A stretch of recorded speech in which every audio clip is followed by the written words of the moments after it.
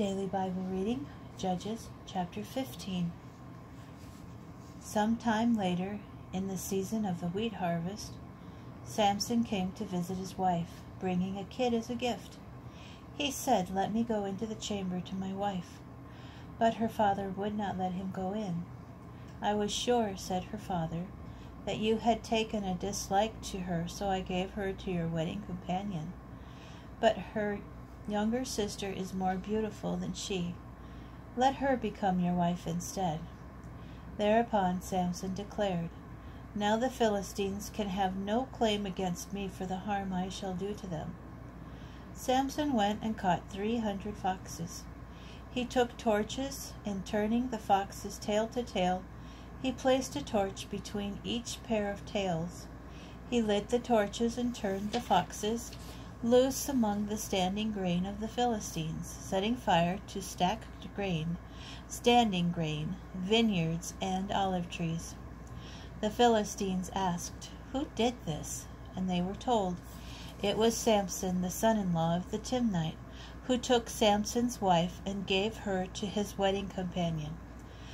Thereupon the Philistines came up and put her and her father to the fire. Samson said to them, "If that is how you act, I will not rest until I have taken revenge on you." He gave them a sound and thorough thrashing. Then he went down and stayed in the cave of the rock of Etam. The Philistines came up, pitched camp in Judah, and spread out over Lehi.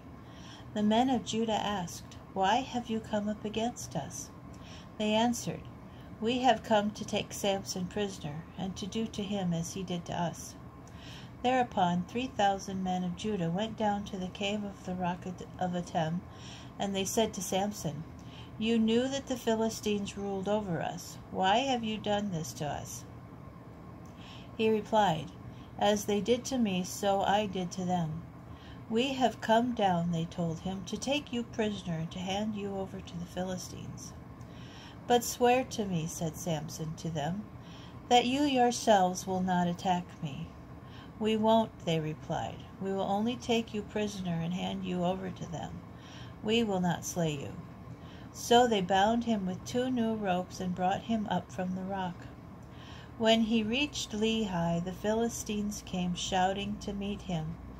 Thereupon the Spirit of the Lord gripped him, and the ropes on his arms became like flax that catches fire.